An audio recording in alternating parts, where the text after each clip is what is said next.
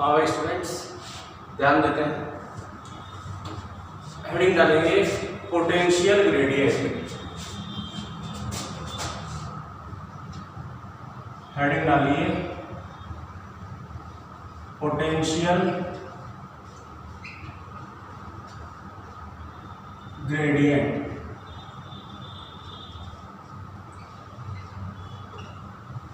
Potential gradient को हिंदी में कहा जाता है विभव प्रवणता। क्या बोलते हैं हिंदी में इसको? विभव प्रवणता। ठीक, और यहां इसको लिख रहे हैं अपन x। हेडिंग डालो पोटेंशियल ग्रेडियंट विभव प्रवणता।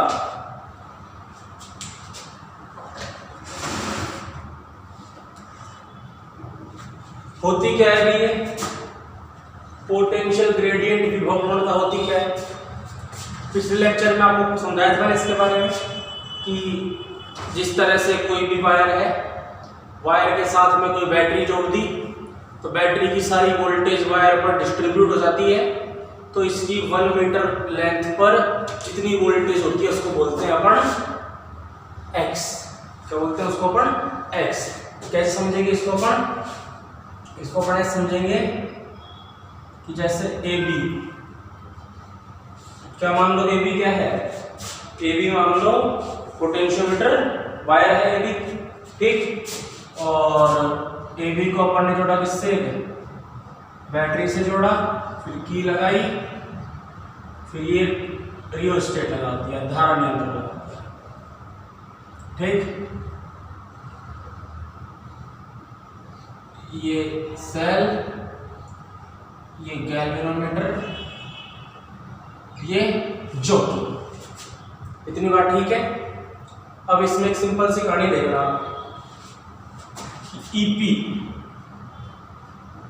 EP क्या है यहाँ पे? हेयर, यहां तो EP है यहां EMF O primary cell. Hindi में बोलते हैं इसको प्राथमिक सेल का EMF, विद्युत वाहक बल, ठीक। बैटरी है तो यहां लिख देता हूं बैटरी, अपन ने बैटरी लगाई है ना, लिखता हूं बैटरी, प्राथमिक बैटरी का विद्युत वाहक, ठीक। ये हो गया। या इसको सिंपल सा, ना सेल ना बैटरी, इसको सिंपल ए लिख देते हैं। क्या? इसको सिंपल लिख देता हूं प्राइमरी EMF। प्राइमरी EMF का मतलब हो गया प्राथमिक विद्युत वाहक बल, प्राथमिक EMF, ठीक है बात? प्राथमिक EMF लिखा हूं शॉर्ट में, हिंदी में भी कोई दिक्कत वाली बात नहीं है। L मान लो इस AB वायर की लंबाई, यदि इफ L क्या मान लो? Length of potentiometer wire AB। मतलब क्या हुआ बेटा? मतलब हो गया इसका L क्या है? L है विभवमापी तार AB की लंबाई। L क्या है बेटा? विभवमापी तार AB की लंबाई, ठीक है बात? और समझते हैं कहानी आगे की। आगे की कहानी ऐसे है कि अब ये EP जो EMF है, ये पूरा EP EMF इस L लेंथ पर ड्रॉप हो जाएगा। तो A एकांक लंबाई पर, सिंपल सी बात है, एल लेंथ का वोल्टेज ईपी, तो यूनिट लेंथ का कितना हो जाएगा ईपी अपॉन एल, इसी को बोलेंगे अपन एक्स, ठीक। देन तब एक्स, एक्स मतलब क्या है बेटा, एक्स मतलब पोटेंशियल ग्रेडियंट, पोटेंशियल ग्रेडियंट मतलब क्या है, विभव प्रवणता। तो कितनी आएगी एक्स, एक्स आएगी ईपी अपॉन एल, ये लिखो, ठीक है बात आ रही है, बात समझ में। क्या लिख देंगे, x is equals to EP upon L, ठीक। सिंपल से इसकी परिभाषा क्या बनेगी, इसकी परिभाषा बन जाएगी, समझना, potential drop, potential drop of unit length, एकांक लंबाई पर विभव पतन, एकांक लंबाई का विभव पतन, एकांक लंबाई पर विभव पतन का मान ये इस तरह होता है। पोटेंशियल ड्रॉप क्यों कहते हैं भी इसको, विभव पतन क्यों कहते हैं इसको, बहुत सिंपल है,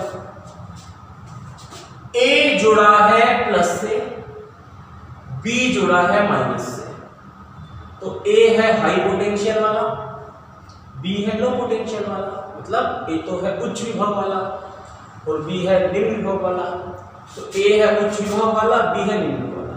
तो जब आप ए से बी पर जाओगे तो वोल्टेज क्या होगी, ड्रॉप ही तो होगी, पता नहीं तो उसका कमी तो होगी, मेरा ही बस ध्यान से समझना, ए है हाई पोटेंशियल वाला, बी है लो पोटेंशियल वाला, तो जब हम ए से कहाँ आते हैं बी पर, तो वोल्टेज क्या होती है कम, वोल्टेज क्या होती है कम, ए हाई बी लो, तो वोल्टेज ड्रॉप, विभव पतन, इसे लिखा विभव पतन। यूनिट लेंथ 1 मीटर लेंथ, एक 1 मीटर लेंथ, ठीक। लिखो, पहले हेडिंग डाल देना, हेडिंग डाल देना कि पोटेंशियल ड्रॉप विभव प्रवणता,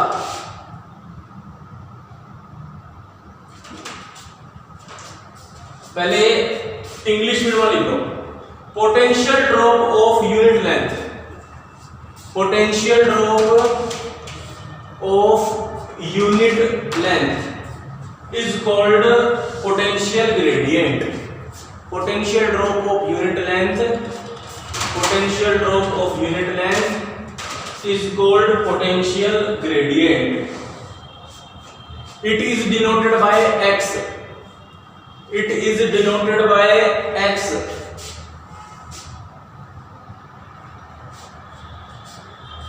if potential difference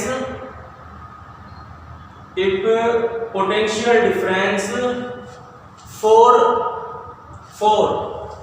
length capital L, length capital L is EP, then according to figure, ये लिख लो इंग्लिश मीडियम वाले बच्चे, हिंदी मीडियम वाले बच्चे लिखिए, एकांक लंबाई पर विभव पतन का मान, एकांक लंबाई पर विभव पतन का मान विभव प्रवणता कहलाता है, विभव प्रवणता कहलाता है, एकांक लंबाई पर विभव पतन का मान विभव प्रवणता कहलाता है, इसे x से दर्शाया जाता है, इसे x से दर्शाया जाता है, यदि L लंबाई, यदि पढ़ा जाएगा L लंबाई पर विभवांतर EP हो, विभवांतर EP हो, तब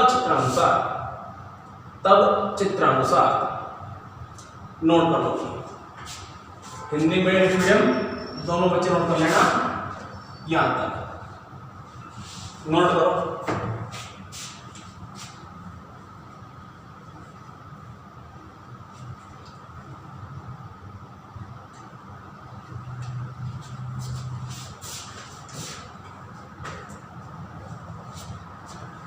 इसकी यूनिट भी निकाल देता हूं, यूनिट मात्रक क्या आएगा, ईपी का क्या होता है वोल्ट, बटे लेंथ का क्या होगा मीटर, तो क्या आएगा मात्रक वोल्ट बटे मीटर, ये भी लिख लेना।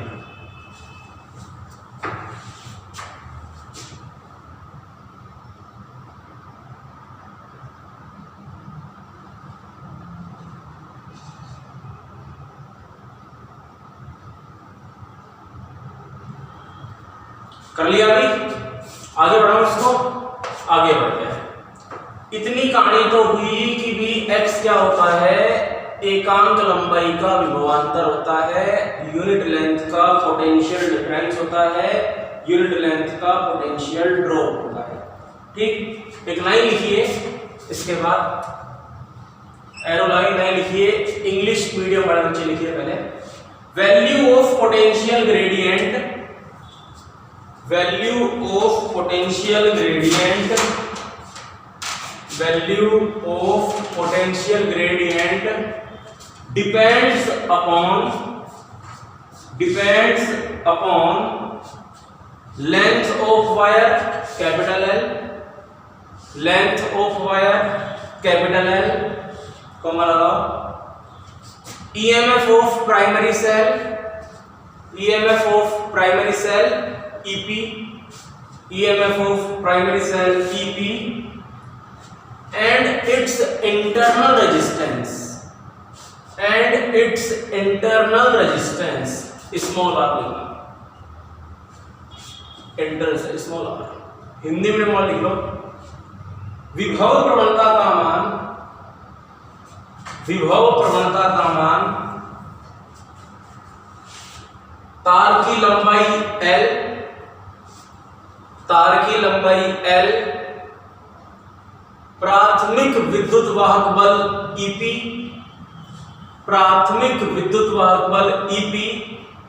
तथा सेल के आंतरिक प्रतिरोध R पर निर्भर करता है। ये बात लिखवाइएगी कि x डिपेंड करता है किस पर, R पर, EP पर और L पर, R पर, EP पर और L पर। कैसे करता है वो समझा देता हूं, ध्यान समझना, आगे समझते हैं। कर दो ये इसको, तो देखो अब समझाता हूं आपको कि x जो है वो कैसे EP पर डिपेंड करता है और भी L पर डिपेंड करता है और R पर डिपेंड करता है। ठीक, देखो देखते हैं। X का फॉर्मूला क्या है, X इक्वल है EP अपॉन L। इस वाले फॉर्मूले से तो ये क्लियर हो ही रहा है कि x EP पर डिपेंड करता है और x L पर डिपेंड करता है। ठीक है बात, आपको अगर पता हो तो ये EP जो है ये VAB की वैल्यू है, EP किसकी वैल्यू है, VAB। अभी जो डायग्राम बनाया था उस डायग्राम को ध्यान से देख लो, आप इस वीडियो को पीछे करके। VAB का मतलब क्या होगा, वोल्टेज AB की, वोल्टेज AB वायर की, तो AB वायर की वोल्टेज कितनी है EP, तो यानी कि x किसके इक्वल है, VAB किसके इक्वल है, EP के। तो इस वाले फॉर्मूले को मैं लिख सकता हूं x equal to EP upon L, तो है ही है, EP से क्या लिख दूंगा, VAB अपॉन L। बोलो भाई, ठीक है बात।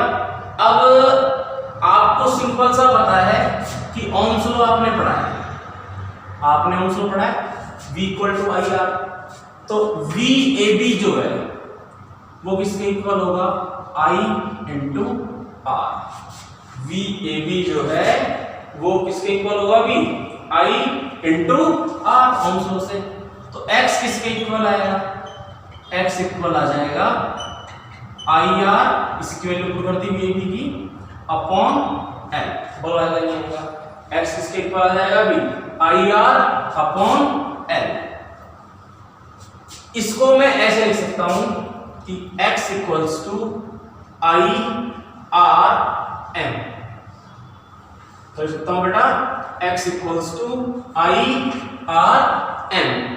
ये आर एम किसकी जगह पे आया है, ये आर एम आया है, ध्यान से देखो आप, x equal to I R upon L था, आई को तो मैंने कुछ नहीं चेंज किया, बाकी को मैंने लिख दिया आर एम, यानी आर एम किसकी जगह पे आया है, आर अपॉन एल की जगह पर। तो आर एम आया है आर अपॉन एल की जगह पर। अब ये आर एम को अपन क्या बोल सकते हैं, इसको अपन बोल सकते हैं सिंपल सा, जैसे अपन कहते हैं ईपी अपॉन एल को बोलते हैं वोल्टेज ऑफ यूनिट लेंथ, इसी तरह इसको बोल सकते हैं रेजिस्टेंस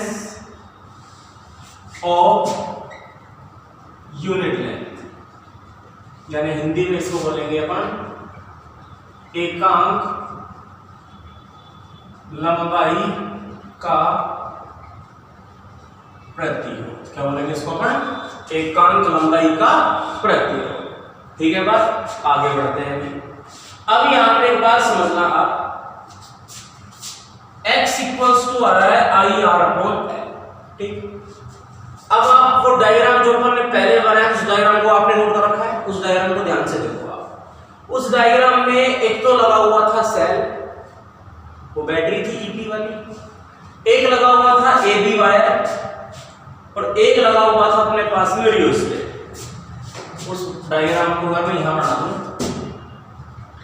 एबी वायर था, यहां बैटरी लगी थी,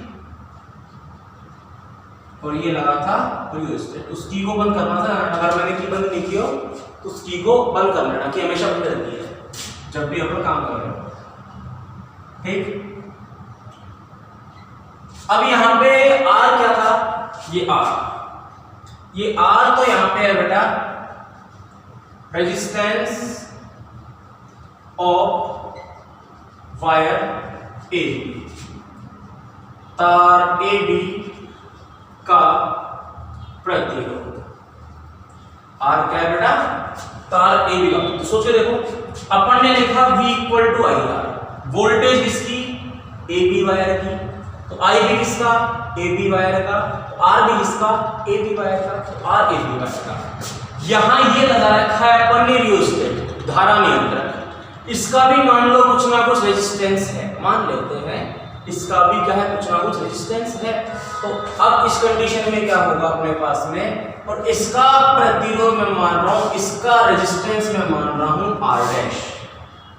क्या मान रहा हूं बेटा, आर डैश। किसका मानना है मैंने आर डैश, इसका रियोस्टेट का, धारा नियंत्रक का। आर डैश है रेजिस्टेंस ऑफ रियोस्टेट, यानी कि धारा नियंत्रक का प्रतिरोध। स्विच का कोई प्रतिरोध अपन नहीं लेंगे, स्विच का कोई रेजिस्टेंस नहीं लेंगे, बैटरी का ले लेंगे, सेल का ले लेंगे। तो मान लो इसका रेजिस्टेंस है आर, इसका इसका होता है ना इंटरनल रेजिस्टेंस, आंतरिक प्रतिरोध, वो है इंटरनल रेजिस्टेंस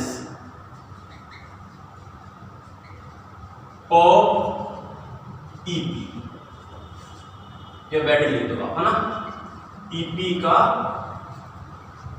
आंतरिक प्रतिरोध, या लिख सकते हो बैटरी का आंतरिक प्रतिरोध, इंटरनल रेजिस्टेंस। ठीक, अब हम क्या कर सकते हैं, ये सब के सब सीरीज में है, श्रेणी क्रम में है। सब किसमें लगे हुए हैं बेटा, सीरीज कॉम्बिनेशन, श्रेणी क्रम संयोजन। तो इन सब का टोटल रेजिस्टेंस कितना है, आर इक्विवेलेंट, तुल्य प्रतिरोध, इक्विवेलेंट रेजिस्टेंस, सब सीरीज में जोड़ दो। कितने हैं, इस वाले का और ए बी का, तो कितना आएगा बेटा 3 है ना, आर डैश और आर टोटल हो जाएगा आर डैश प्लस आर। ये टोटल वैल्यू हम रेजिस्टेंस की जगह पुट कर देंगे, तो अपना जो ये x की वैल्यू है कितना आएगा, ध्यान समझना, x इक्वल टू आ जाएगा आई, आर की जगह क्या कर दूंगा मैं, टोटल पूरा कितना है, पूरा इतना ये रख दूंगा R plus R dash plus R upon में एल चलेगा, इतनी वैल्यू अपने पास में ये आ जाएगी। ठीक है बात, इस वैल्यू को मैंने यहां पुट किया है, इसकी जगह इस बड़े आर की जगह। ठीक, लेकिन अपन जनरली क्या लेते हैं, जनरली अपन लेते हैं एक कि हम ना तो सेल का रेजिस्टेंस कुछ मानते हैं ना इसका कुछ मानते हैं, हम बेटा इसका और इसका कुछ रेजिस्टेंस नहीं मानते, हम मानते हैं कि जो भी रेजिस्टेंस है उस ए बी वायर का ही है, इसलिए अपन कोपरस्टिक काम में लेते हैं कि अपन तो केवल क्या काम में अपन ए बी का ही मानते हैं, इस आर और आर डैश को जीरो, फिर आप खुद वैसे मान लो कि मैं आर और आर डैश को जीरो कर रहा हूं, तो क्या बन जाएगा, मेरे पास बन जाएगा x equals to I R upon L, बोलो बन जाएगा, वही चीज बन जाएगी, ये वही चीज है, देखो x equals to I R upon L. एक आपको पता है बेटा बात आप कि r जो होता है किसके इक्वल होता है, रो एल अपॉन ए, बोलो होता है क्या होता है, r इक्वल होता है रो एल अपॉन ए। ठीक, तो r की वैल्यू यहां पे, एरिया की वैल्यू पता है आपको, एरिया क्रॉस सेक्शनल एरिया अनुप्रस्थ काट क्षेत्रफल होता है पाई आर स्क्वायर, कितना होता है ये, तो इसको लिख सकता हूं मैं r equals to rho L upon पाई।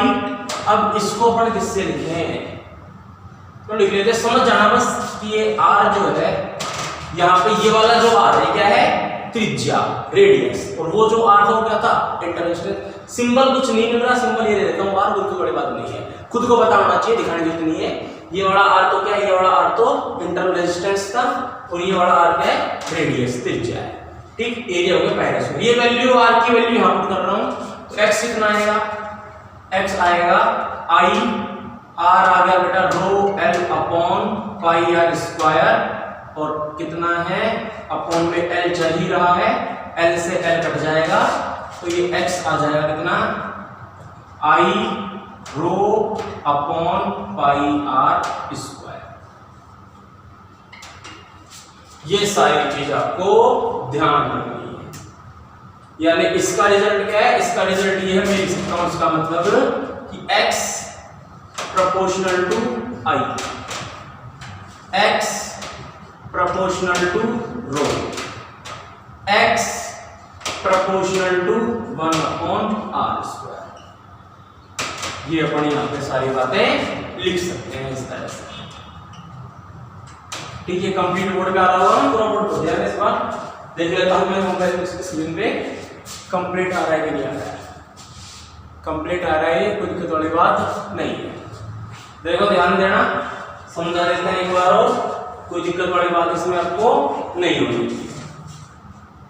समझाना क्या, समझाना ये है कि x इक्वल किसके था, EP अपॉन एल के था, VAB हमने क्या लिख दिया, EP, क्यों EP का मतलब था प्राइमरी EMF, और वो प्राइमरी EMF ही इस पूरे वायर AB पर डिस्ट्रीब्यूट हुआ था, तो VAB उस AB का वोल्टेज कितना है, पूरा EP के इक्वल है, तो EP जगह में लिख दिया VAB, तो x इक्वल टू आ गया EP upon L, VAB upon L।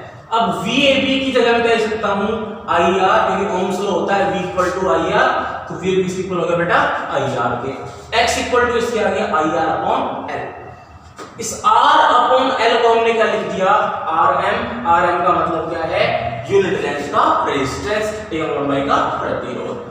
फिर अपन ने 3 रेजिस्टेंस और मान लिए कि वायर का भी, इसका भी और इसका भी, तो तीनों को लिख दिया R, R डैश और R, टोटल हो गया ये, और टोटल की वैल्यू अपन ने यहाँ पे रखी, टोटल इतना है। ठीक, फिर वो क्यों आता है, क्योंकि अपन इन दोनों को जीरो लेके चलते हैं, हमेशा जीरो ही मानते हैं अधिकतर 99% केस में, तो ये अपने पास ये फॉर्मूला बन जाएगा। अब अपने को पता है R होता है रो L अपॉन A, तो रो L अपॉन A, A की वैल्यू होती है पाई R स्क्वायर, यहाँ R का मतलब रेडियस त्रिज्या है, ठीक, और x equal to value put कर दी, r की वैल्यू यहाँ पे पुट कर दी, तो i तो था ही, r आ गया रो l upon pi square a, l से l कट गया और ये आ गया इतना, इससे ये रिजल्ट अपन ने लिख दिया। तो यहाँ साफ साफ है कि x किस किस पर डिपेंड करता है, x अगर अपन ये फॉर्मूला देखें तो x डिपेंड करता है EP पर, l पर, ये देखें तो r डैश r पर डिपेंड करता है, ये देखें तो i पर, रो पर, r स्क्वायर पर, इन सब पर x वैल्यू डिपेंड करती है। ये चीज आपको ध्यान में रख के समझनी है, ठीक है बात, नोट कर लो इतना, कंप्लीट नोट कर लो इतना, फिर बढ़ते हैं आगे।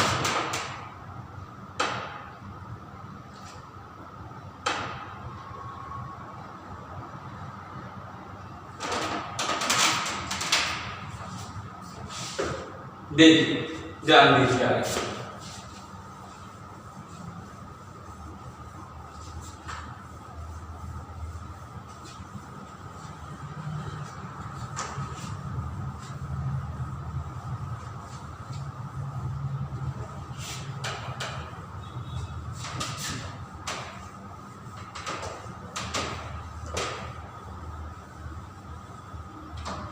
ठीक है, आगे देखते हैं। अगली बात जो आती है वो एक सिंपल सा नोट ले रहा हूं मैं,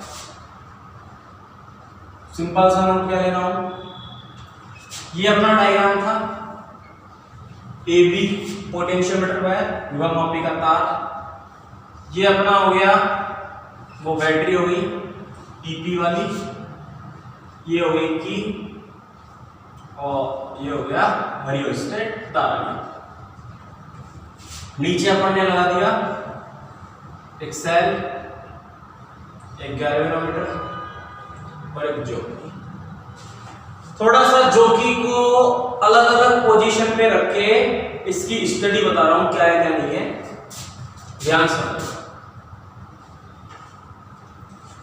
कंडीशन मैंने आपको पहले ही बताई थी, क्या है कंडीशन, कंडीशन ये है, ध्यान से रखना, कि हमको A से लेकर B की वोल्टेज अपने को पता है, हमको ये बात पता है बेटा कि A से लेकर B तक का वोल्टेज कितना है,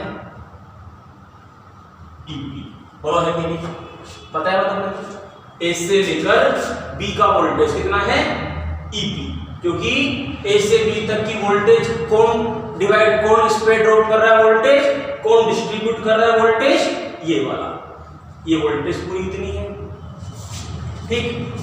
एक बात अपने को ये भी पता है कि अपन ने पोटेंशियोमीटर का प्रिंसिपल पढ़ा है, क्या था कि इसकी वैल्यू कितनी आती है, एक्सएल आती है, दिक्कत वाली बात नहीं है। या सिंपल सी बात समझना, अपन ने पढ़ा है फॉर्मूला भी है कि बिकॉज अपन ने पढ़ा है ईपी किसके इक्वल होता है, एक्स अपॉन एल, एल क्या है, ए से लेकर बी तक की लेंथ, तो यहां से एक्स कितना आ जाएगा, एल को इधर भेज दो, EP इंटू एल, एक्स कितना आ गया बेटा, EP इंटू एल, बोलो आया नहीं आया, ठीक। आगे बढ़ते हैं,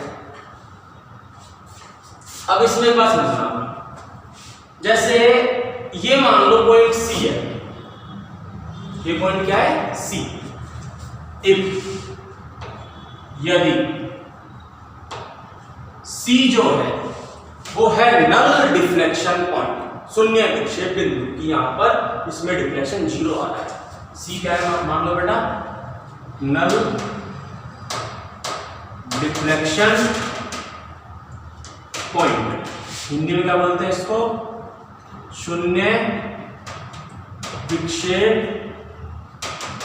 बिंदु, ठीक। तो इस कंडीशन में अपने पास में ये जो लेंथ होगी A से लेकर C तक की, किसके इक्वल लिख दूंगा मैं, छोटा है कि, बोलो है कि A से छोटा बन जाएगा।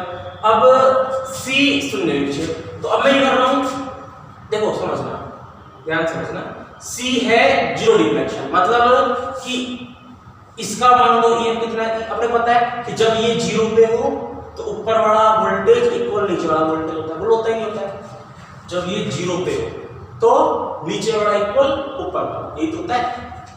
यानी कि इस कंडीशन में, नंबर फर्स्ट कंडीशन ले रहा हूं मैं, मतलब इस कंडीशन में क्या होगा, जब VAC एसी मतलब क्या है बेटा?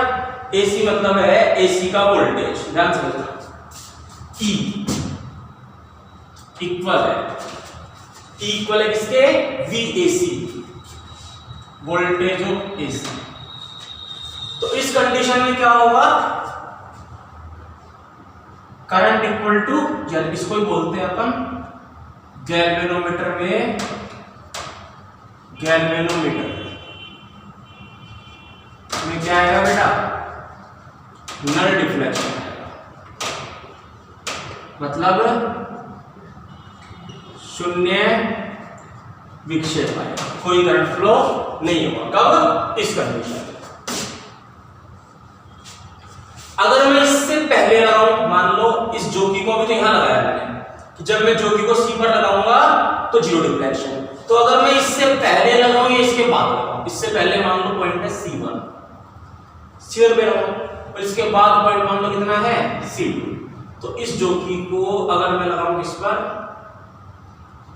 C1 पे, या मैं किस पे लगाऊं जोकी को? C2 पे, तो क्या फर्क पड़ेगा? ध्यान से देखना। पहले अगर आप देखो ध्यान से, तो जब आप इस जोकी को C1 पे लगाओगे तो अपने लिए वोल्टेज बड़ी A से लेकर C1 की, VAC1। जब आप इस जोकी को लगाओगे C1 पे, तो गैल्वेनोमीटर में क्या कंडीशन है वो देखते हैं। तो जब आप C1 पे लगाओगे तो VAC1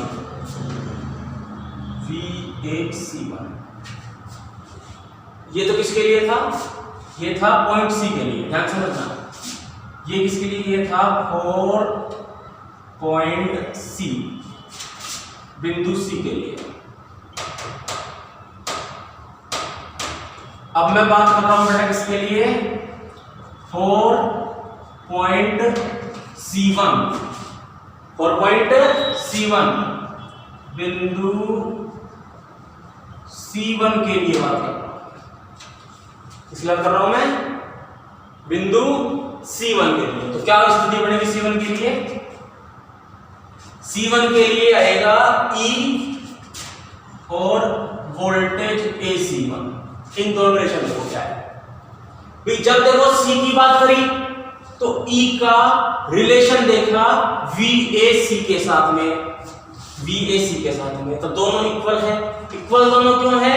क्योंकि C तो नल डिफ्लेक्शन पॉइंट है और यहां जीरो डिफ्लेक्शन मतलब ऊपर का पोल नीचे का।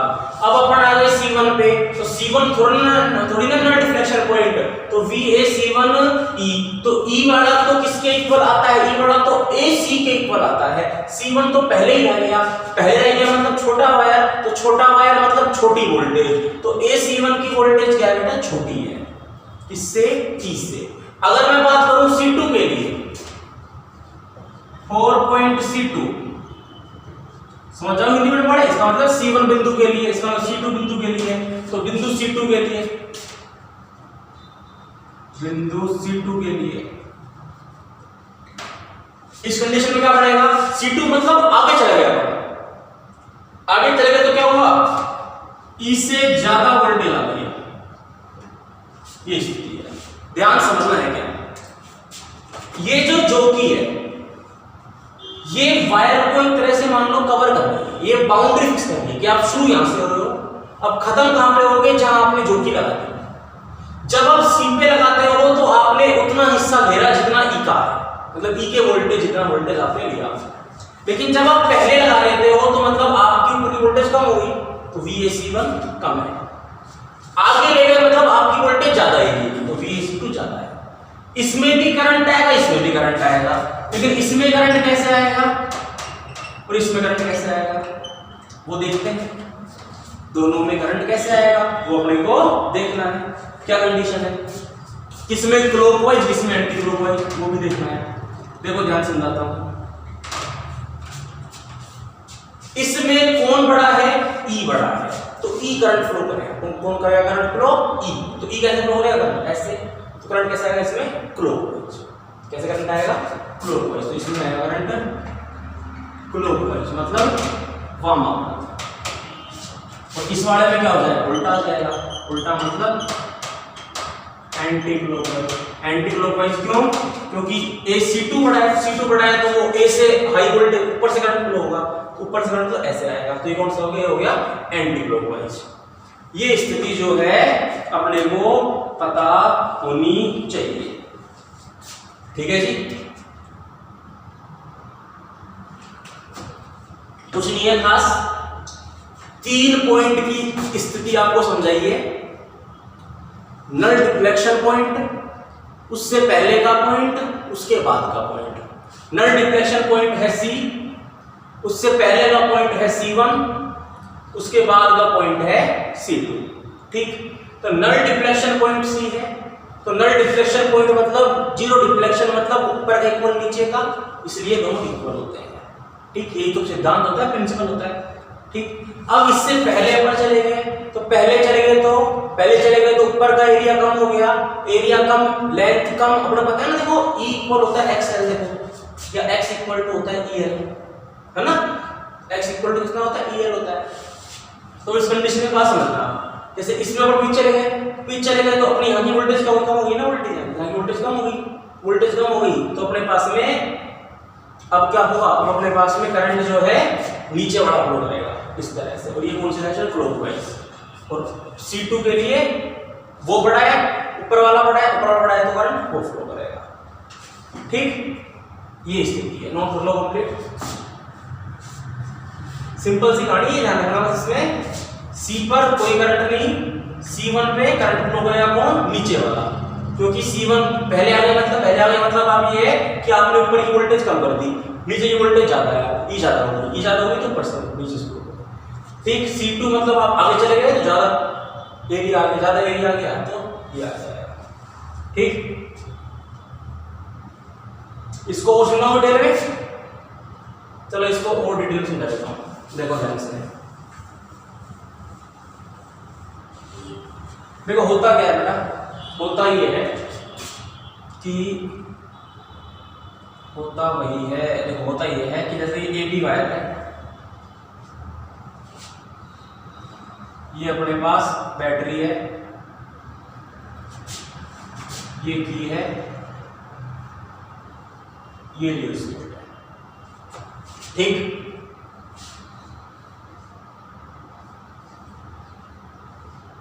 ये कंडीशन है। AB वायर की हालत क्या है, उस पर जूम करता हूं।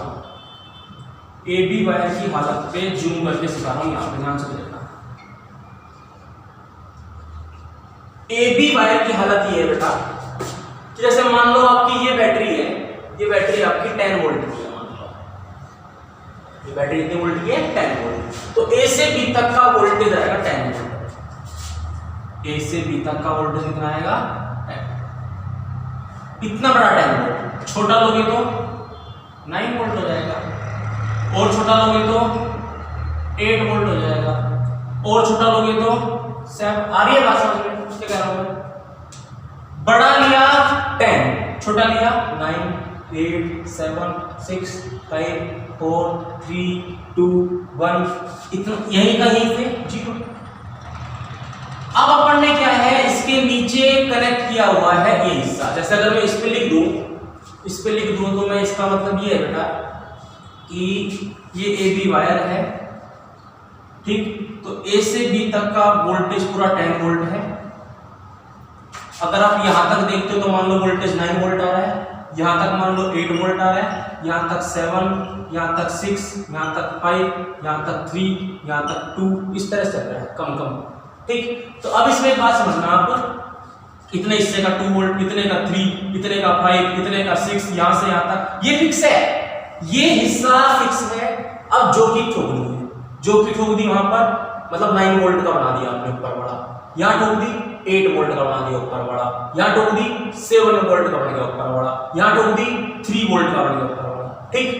अब जैसे मान लो नीचे वाला EMF जो है, नीचे वाला है आपका 7 वोल्ट का, कितने वोल्ट का? 7 वोल्ट का। तो ये जो है ये ऐसी जगह ठुकने पर आपको 0 पे डिफ्लेक्शन दिखाएगी जो खुद 7 वोल्ट का एरिया बने, मतलब जैसे इसे खटकेगी ये 7 वाले जगह पे टिकेगी कि ऊपर वाला भी 7, नीचे वाला भी 7, ठीक। तभी तो 0 डिफ्लेक्शन आएगा।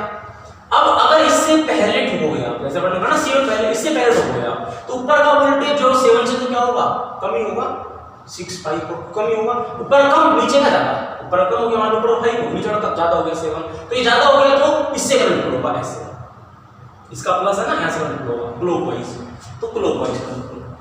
बाद में जाओगे आप 7 से आगे, तो 7 से आगे आपको ज्यादा मिलेगा, तो मान लो 9 तक पहुंच गया, तो 9 तक ऊपर का 9 नीचे का 7, तो ज्यादा ऊपर का, ऊपर ज्यादा होगा तो करंट ऊपर वाला, ऊपर में हाई ये है, ये प्लस जुड़ा तो हाई ये है, यहाँ से करंट फ्लो होगा, ऐसे करंट फ्लो होगा, ऐसे डैश बोल शो, ये डैश होगी एंटी क्लॉकवाइज। समझ में आ गई ना बात, ये बात है, ठीक। और अब सोचो ये अगर ज्यादा की होगी, मान लो वो 10 की है, ये मान लो वही 11 की, ये 12 की होगी मान लो, तो 12 की हुई तो अपने को क्या करना पड़ेगा, यू डिफ्लेक्शन के लिए 12 लेना पड़ेगा एरिया, जबकि टोटल एरिया कितना है, टोटल एरिया तो 10 तक ही है, कितना टोटल एरिया 10 तक ही है, तो 10 तक ही बढ़ेगा, ये 12 ले लिया आपने, तो फिर इसको और घटा होगा, इसलिए ये हमेशा क्या होता है, उससे छोटा होता है, क्योंकि अगर ये बड़ा हो जाएगा ना, ये बड़ा हो जाएगा तो कभी भी अपने को नल डिफ्लेक्शन पॉइंट नहीं मिलेगा। आ रही है बात समझ में?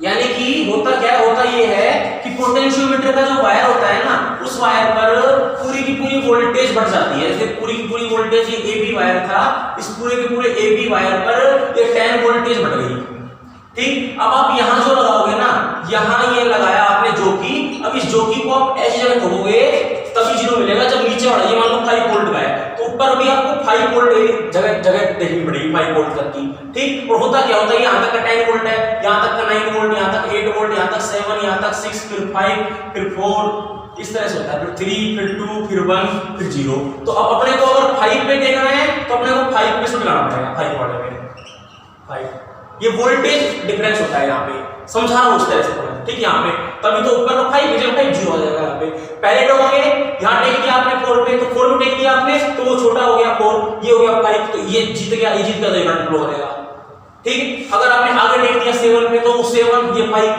तो 7 ये 5, तो वो ऊपर वाला करंट फ्लो करेगा, ठीक। एक चीज हो रहा है 7 5, तो ठीक। अब एक चीज हो रहा है कि अगर मान लो आपने ले 15 वोल्ट, अब 0 कहां मिलेगा, अब 0 क्यों नहीं मिलेगा, क्योंकि इसको कहां ले जाओ 15 के लिए, 15 तो आना ही नहीं, पर ऊपर तो मैक्सिमम कितना, ऊपर मैक्सिमम 10 है, तो ध्यान रखना सेकेंडरी सेल का हमेशा ईएमएफ जो होता है वो कम होता है उस वाले से, या बराबर हो सकता है 10 का 10, कम क्यों होता है, क्योंकि अगर बड़ा ले लेंगे ना तो फिर वो नल डिफ्लेक्शन पॉइंट अपने पास में नहीं, ऐसा क्वेश्चन आ रखा है बनने का, ठीक है भाई, ये बात हो गई।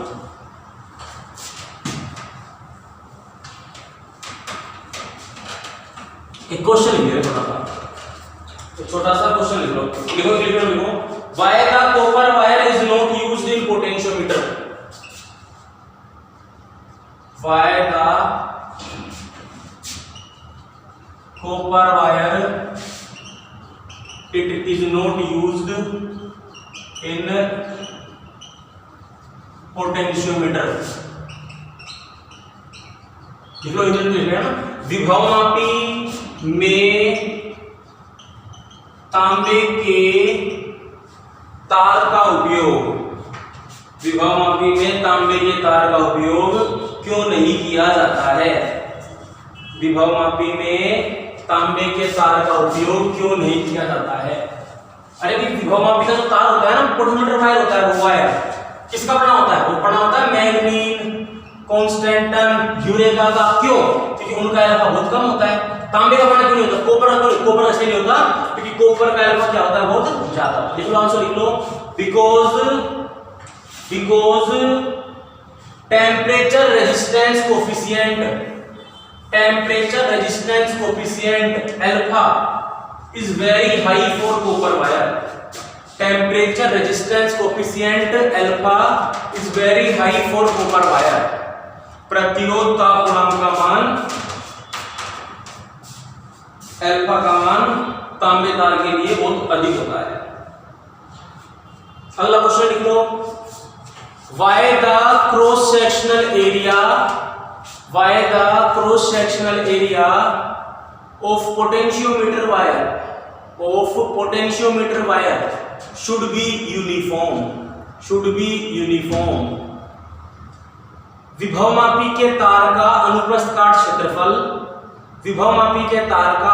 काट क्षेत्रफल एक समान क्यों होना चाहिए, एक समान क्यों होना चाहिए? तो बहुत इजी आंसर है, पहले बता रखा है क्वेश्चन कि ताकि रेजिस्टेंस सेम रहे, प्रतिरोध सेम रहे और x सबका सेम। लिख लो so that resistance and potential gradient remain same for all points, ताकि सभी बिंदुओं का प्रतिरोध तथा विभव प्रवणता समान रहे। पहले क्या रखा है तो ज्यादा इसकी भाषा में दूंगा नहीं। अगला क्वेश्चन लिखो, why the potential gradient of the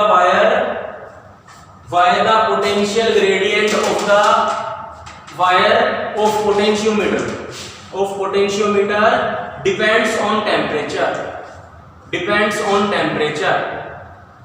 विभवमापी के तार की विभव प्रवणता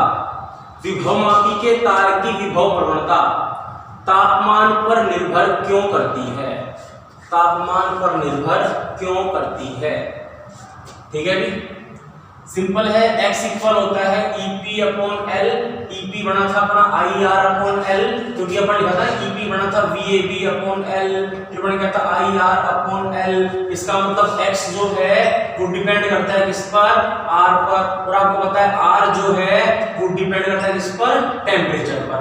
तो R T पर डिपेंड करता है, इसलिए जो x है वो R पर, x जो है वो T पर डिपेंड करता है। ऐसे समझिए क्या है कि x T पर डिपेंड क्यों करता है, तो अपन लिख देंगे x R पर डिपेंड करता है और R T पर डिपेंड करता है, इसलिए x T पर डिपेंड। लिख दो, सिंपल कर देता हूं, लिख लीजिए because potential gradient depends on resistance.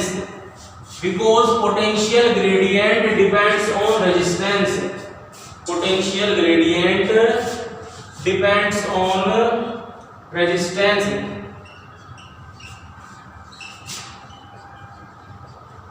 and resistance depends on temperature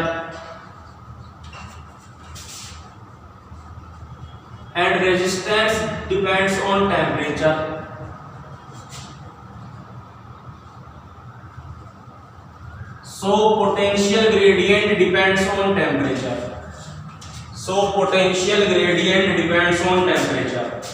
Hindi में लिख लो, क्योंकि विभव प्रवणता प्रतिरोध पर निर्भर करती है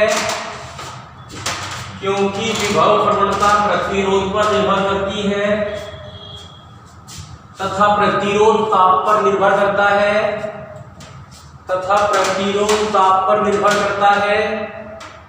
इसलिए विभव प्रवणता तापमान पर निर्भर करती है। हेडिंग डाल देना, स्टैंडर्डाइजेशन ऑफ पोटेंशियोमीटर।